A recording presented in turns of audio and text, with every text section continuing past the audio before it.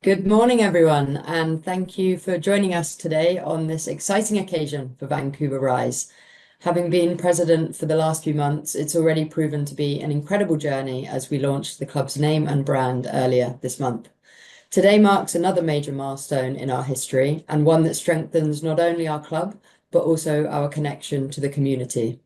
It is my absolute pleasure to announce that we have a new partner and owner at Vancouver Rise, someone who needs no introduction in the world of soccer, a true legend of the game, a trailblazer for women in sport, and someone that Vancouver is incredibly proud to call one of our own, Christine Sinclair. Christine's legacy speaks for itself. As one of the greatest soccer players of all time, she has inspired generations of athletes around the world. But what makes this moment even more special is the deep personal connection Christine has with our city and our community. Being from the same town, she shares our roots, our pride, and our vision for what women's soccer can achieve in Vancouver. Her decision to become an owner in Vancouver Rise shows her dedication to the future of women's sports and specifically her belief in the Northern Super League. We have the opportunity to create a lasting impact, not only on the field, but in the lives of young girls who dream of playing at the highest level.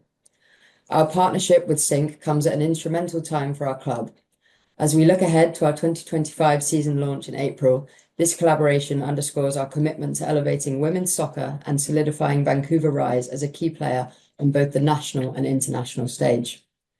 We're committed to enhancing the experience for our players, our fans, and our community, and we're excited about the opportunities her ownership will bring. Christine, we are honored to have you as part of this journey with us. Thank you for your belief in our mission and for your ongoing commitment to empowering the next generation of athletes. Together, we know we will build something truly special. And with that, I'd like to pass over to Stephanie Labbé, our sporting director, to say a few words. Thanks, Sinead. I'm not sure I can top that. That was a pretty great intro. I think for me, when I think about Canadian soccer, Sink is the first name that comes to mind. I was lucky enough to be teammates with Sink for many, many years, and now to be teammates again in a different world is just so exciting for me.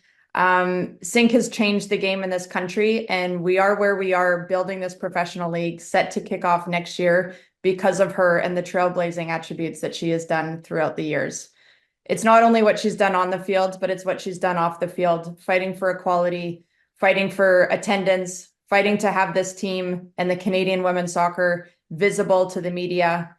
Sink has pushed the boundaries of what it means to be a Canadian women's soccer player, not only in Canada, but globally. She's put our country on the map individually and as a team. And to be able to top it off with a gold medal at the last Olympic Games was just the cherry on top. I'm so excited to be working with Sync in this new realm and in this new way, and to continue to build women's soccer, not only in Vancouver, but in Canada. Sync is an exciting player, and she's going to be an exciting owner in this club. And I can't wait for the decisions that she's going to help us make moving forward to create one of the best clubs that we could ever see in this country. I'm going to pass it on now to the legend herself, Sync. Oh gosh. Thank you for that. You guys are impossible to follow. Firstly, I would just like to thank Sinead and Steph for allowing me to join them on this journey. As my playing career ticks down, my goals remain the same. And ever since joining the national team, the plan was to leave this sport in a better place than I found it. And that journey continues even after I'm done playing.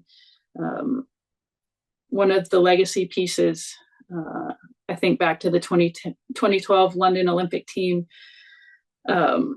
was to try and get a professional league to Canada. And with the work of Diana Matheson, people like Steph, this dream that we once thought impossible is now a reality. And it is an honor to be a part of the Vancouver Rise organization. Obviously, Vancouver is my hometown. I have deep connections to the city.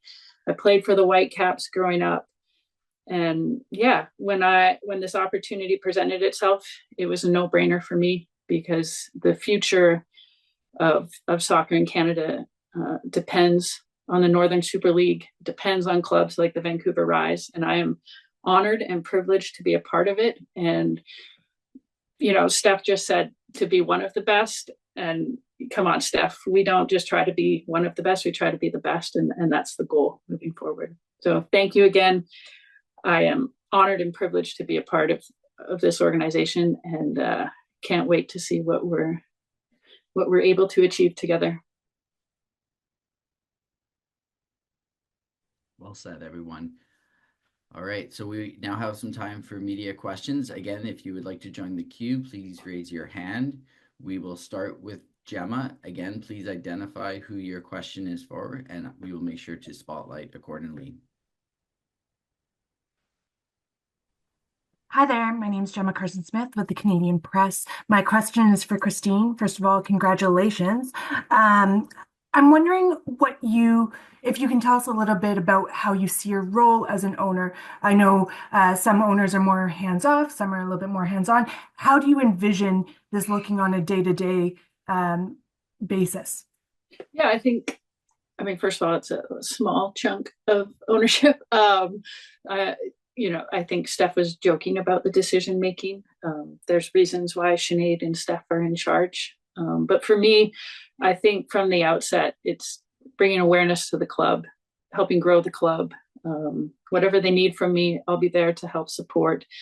I think having been a part of a startup league in the US, it's about getting the word out there, getting the branding out there, and anything I can do to help.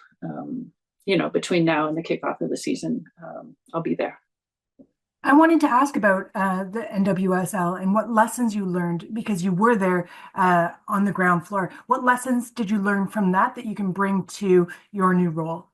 Yeah, I think because I was part of the NWSL, and then I was also part of the WPS, and I was part of the failure of the WPS. And I think what the Northern Super League is doing is starting at a realistic base. Obviously, the players within the league need to be able to have a sustainable living situation. And in the NWSL, that wasn't the case in season one.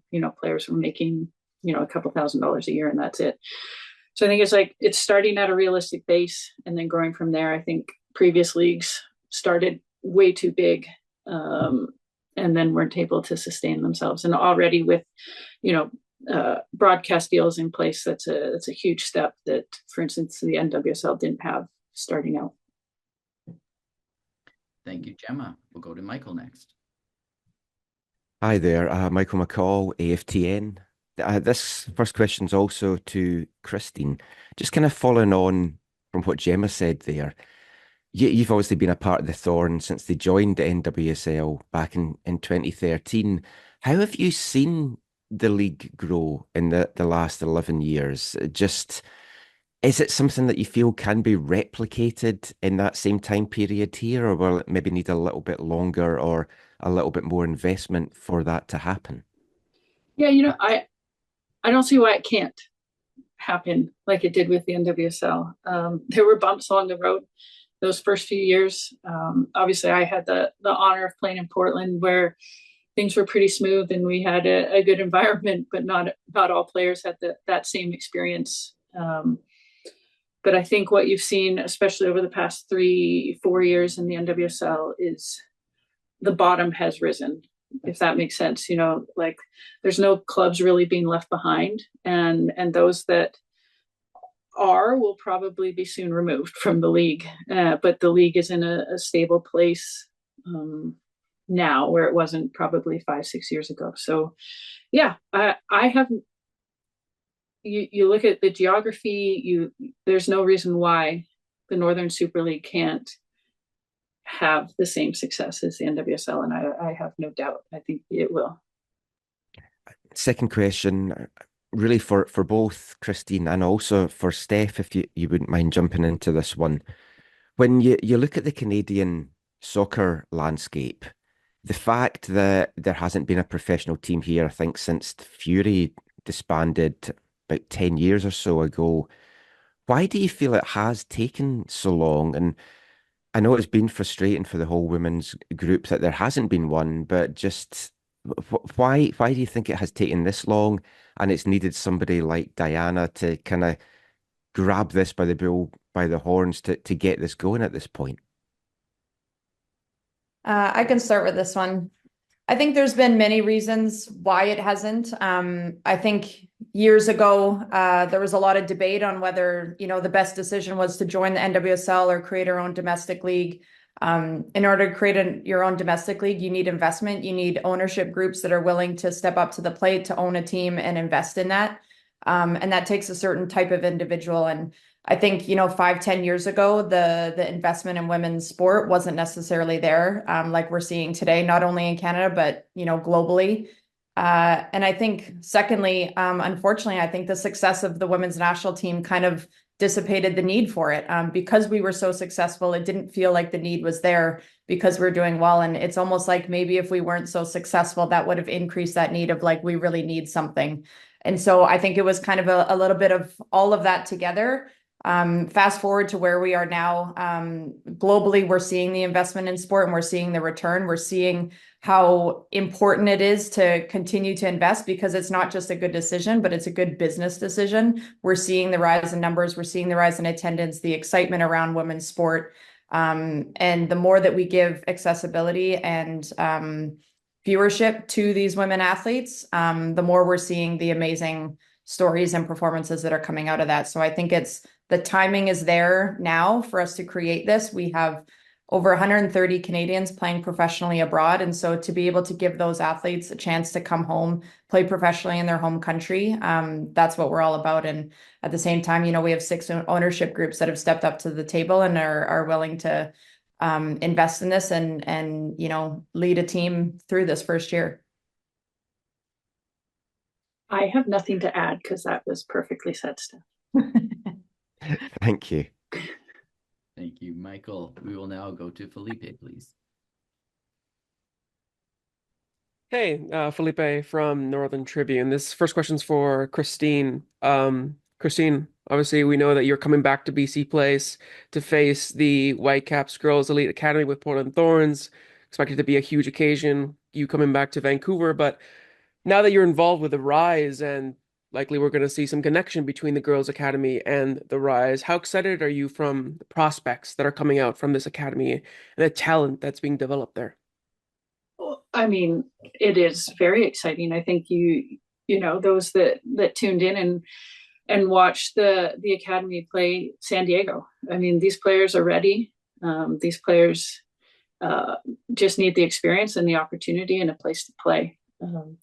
Myself, I cannot wait to come back to Vancouver. When I played my last international game at BC Place, thought that was it. So to be able to, in my last couple of weeks as a professional player, be able to bring the Thorns, the organization that I've called home for the past 11 years, to be able to bring them up to Vancouver to show off a city that I am so proud of. It's kind of like a full circle moment. I can't wait to experience it. I'm not going to take it easy on the academy players. The Thorns, it's for us, it's a game we have to win to advance into the next round. And that's our plan. Sorry. I'm sure they'll forgive you for that. My second question is to Stephanie Labbé.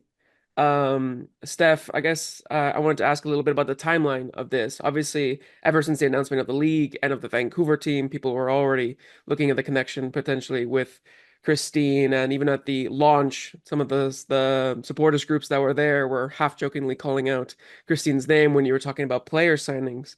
So could you talk a little bit about what the timeline was, the process that it was to get Christine into the ownership group, and if there was any conversations that started off with her coming as a player before it turned into conversations about ownership? Up until yesterday, she was supposed to be coming as a player, and then she decided she wanted to be an owner. So we had to do a quick 180 swerve on that.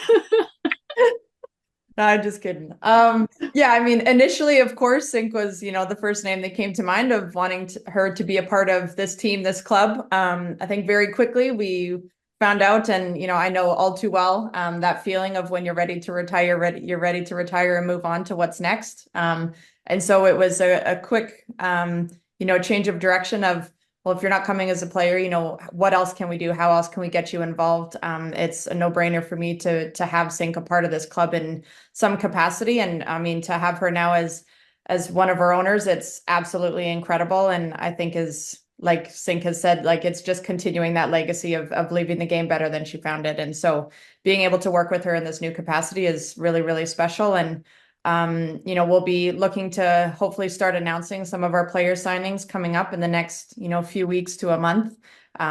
We're in a really, really exciting place. And as Sink said, we've got tons of fantastic youth coming up through our academy. There's tons of Canadian professionals that are playing abroad that are excited to come home. And to be honest, like a lot of international players are really excited to come to this league. They know what it's like to be able to come to North America. Canada is a country that a lot of internationals want to live in and want to experience. It's a really, really beautiful country, of course. And so the pull for internationals to want to come in this league and prove themselves as well is really, really high. So the interest we're seeing is fantastic, and we're excited about some of the signings that we're going to be able to announce soon. Thank you so much. Thank you, Felipe. We'll go now to Alphonsine. Hi, I'm Alphonsine Sefou from Radio-Canada in British Columbia. I'm just wondering if it would be possible to comment on the news, but in French, for those of you who can speak in French. Steph, aren't you fluent in French? Like, unfortunately, my name gives a false impression of the language that I speak. I don't know if any of us are super comfortable in French.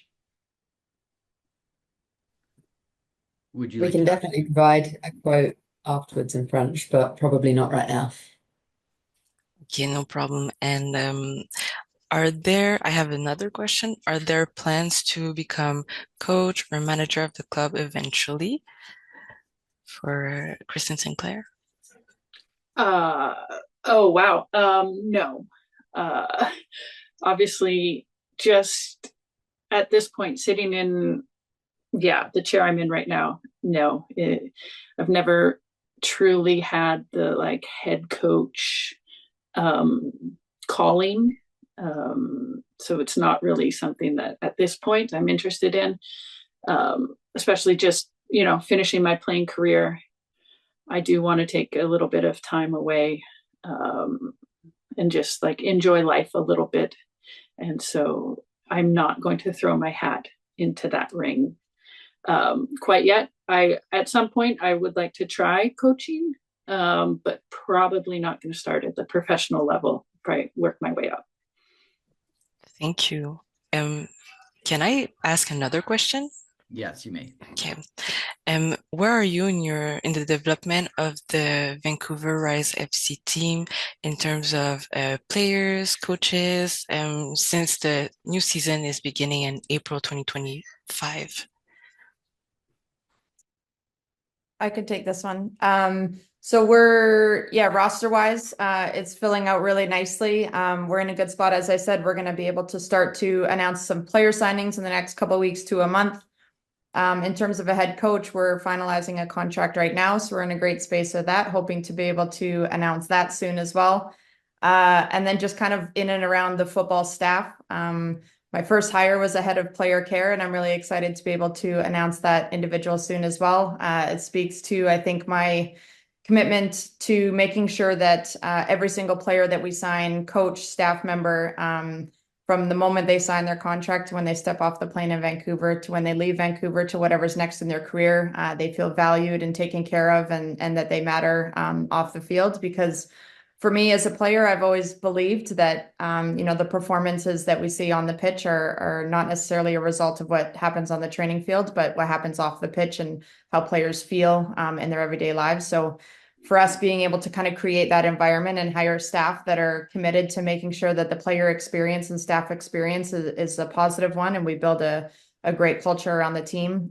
That's what we're really focusing on now. So we've hired some good staff behind the scenes, excited to be able to make some announcements there soon. But we're shaping up really nicely, and hopefully by the end of the year, we'll have a really clear picture of the team that'll be stepping on the field in February for preseason. Thank you. Thank you. We have time for a few more, so we'll go with Har, Colin, Spencer, and finish back with Gemma. Over to you, Har. Thank you, Nathan. My question is for Steph Labbé. It's Har, by the way. Steph, when can we expect an announcement on where the team is going to play in terms of the stadium? What's happening with that? I might defer to Sinead on this one, but I can take a little bit. We're finalizing some stadium plans now, but I'll let Sinead take this one because she's the one who's working on that stadium plan. Hey, yeah, we are continuing to finalize where our stadium will be, and we'll hope to be able to announce close towards the end of this year. Obviously, it's really important for us to have a venue that feels like home for the fans, that has the highest level of professionalism and standards for players. This is a professional league, and we want our stadium to reflect that. So we've been working with different municipalities to understand what our options are and what that stadium can look like within Vancouver and the Lower Mainland. There's a couple of different options, so we're just making sure that we take our time so that we get it right. So more to come by the end of the year. And my second question is for Christine Sinclair. Congratulations. You mentioned small chunk of ownership. Can you put a number on that for us? Can you let us know what the percent is? No, I don't think at this point I can say, but obviously Greg Kerfoot is the main owner, and I'm just sneaking in. So thank you, Christine. Thank you, Har. Over to Colin Miller. Yes, hi ladies. It's great to see you, Sinky and Steph. It's been a while since I played a tiny part of the women's program with the national team with John Herdman, but I'm also the technical director of the Abbotsford Soccer Association, and I also coach the women's premier team out here. I work with some talented young ladies, and I'm just asking what sort of advice. I know I give them advice every day, but if it comes from the likes of Sinky and Steph, what sort of advice would you give a young lady who's coming through the grassroots systems now? Which way would you guide them? What would some of your starting points be? Steph, you want to take that? Yeah. I think firstly, be your own biggest believer. I think I don't remember who it was that said this. I just heard it again the other day, but if you don't believe in yourself, how do you expect anyone else to believe in you? So I think for young girls to believe in themselves, there's always going to be coaches or people that, don't think that they can make it. I had plenty of coaches when I was young that either cut me or just kind of said, I didn't have the body type, or I wasn't quick enough, I wasn't fast enough, I wasn't good enough with my feet, whatever it was. But I just continued to push through and believe in myself and enjoy what I do. And then I think secondly, for them, they're in a great space right now with this league forming. There's going to be plenty of opportunities for them to showcase themselves. We're working right now to try to finalize some, open tryout type situations for our Vancouver team, which will give a lot of local players that opportunity to come out and showcase themselves. And I think it's just continuing to put yourself in positions to be seen, to be noticed, and continue to enjoy what you're doing and believe in yourself. And I think anything's possible when you believe in yourself. Great, great. Excuse me. Thank you. That's great advice, ladies. Very best of luck. Thank you, Colin. Spencer. Hi, Spencer Pomeroy for BCIT News. Christine said earlier the future of Canadian women's soccer could be dependent on this new league. This question's for Christine. What kind of pressure do you feel is on yourself in regards to the team and the league being success, and how do you deal with this pressure? I don't think it's pressure. I think it's like a privilege and just an opportunity. At the last World Cup, I think we were the only team or the only country without a professional environment for their women to play in. And there is no pressure in this. It's just, like I said, it's just an opportunity. And with, I don't know, it's just the potential for growth. Like as Steph said, the time is now for women's sports, and the investment is there.